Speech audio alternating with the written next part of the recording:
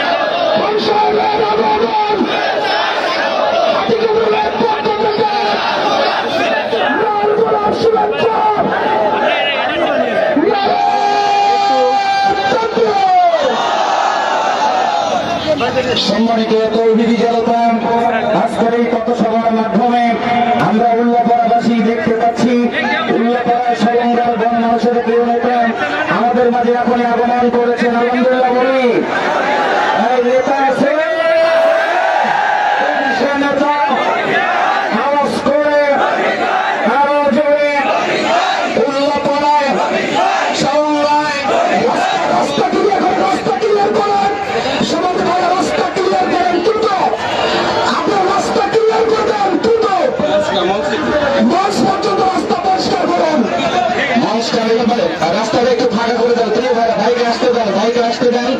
সম্মানিত তৌহিদি জনতা, আজকের এই পথসভায় আমাদের মাঝে এখনই আগমন করলেন বিশ্ব ইসলামী আন্দোলন অন্যতম নেতা বিশিষ্ট ইসলামী চিন্তাবিদ উল্লাপাড়ায় সরঙ্গা গণমানুষের প্রিয় নেতা ইসলামী ছাত্র শিবিরের সাবেক কেন্দ্রীয় সভাপতি বাংলাদেশের জামায়াত ইসলামী সরকারি সেক্রেটারি জেনারেল আলহাজ মাওলানা রফিকুল ইসলাম খান।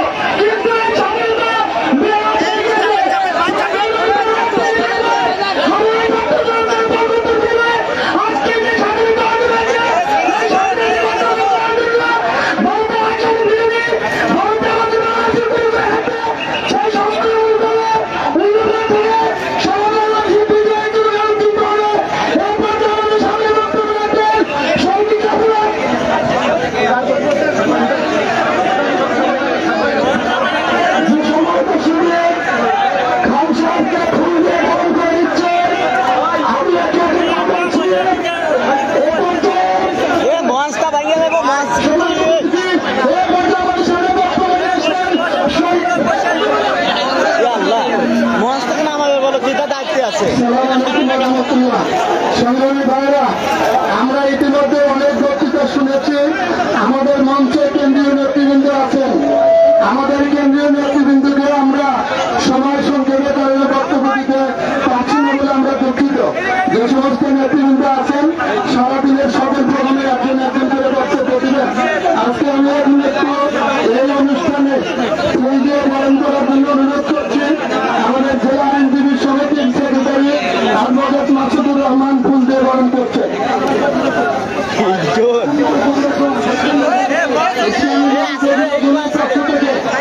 ইসলামী ব্যাংক প্রোগ্রামের পক্ষ থেকে ফুল দিয়ে বরণ করার জন্য অনুরোধ করছি। যারা ফুল দিবেন ফুল দিয়ে মঞ্চ থেকে নেমে যাবেন। ইসলামী ব্যাংক প্রোগ্রামের পক্ষ থেকে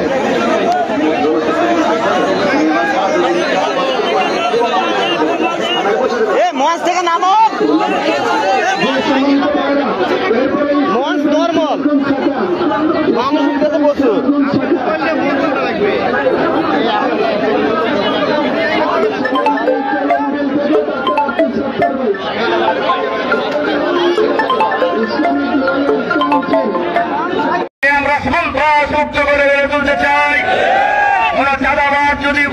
ভাইয়ের বাড়িতে চাঁদা দেওয়ার জন্য যায়, গাছের সাথে বেঁধে রাখবেন। আমাকে খবর দিবেন গাছের সাথে বেঁধে রাখার পর। ঠিক আছে, কথা বুঝতে পারছেন? উল্লাপাড়া হবে, সলঙ্গা হবে, শান্তিপুরে উল্লাপাড়া সলঙ্গা, সন্ত্রাস মুক্ত উল্লাপাড়া সলঙ্গা, চাঁদাবাদী মুক্ত উল্লাপাড়া সলঙ্গা, শান্তির উল্লাপাড়া সলঙ্গা হিসাবে কৃষক, শ্রমিক, রিক্সাওয়ালা, ঠেলাওয়ালা, মেহনতি মানুষকে সাথে নিয়ে ঐক্যবদ্ধ চেষ্টা চালিয়ে যাব। যেখানেই বাধা হবে সেখানেই প্রতিরোধ গড়ে তোলা হবে। এই প্রতিরোধের মধ্য দিয়ে শরীর শাসকের যেভাবে পতন হয়েছে, এই চাঁদাবাজদেরও বিদায় হবে ইনশাআল্লাহ। এরপরে আমরা আগেও বলেছি, এবারের ঘটনায় কোথাও ঘটনা ঘটলেই অমুসলিমদের বাড়িঘরে আক্রমণ হয়, মন্দিরে আক্রমণ হয়, কানা করে, এটা প্রমাণ আগে আছে। এবার তাদেরকে করতে দেওয়া হয় নাই।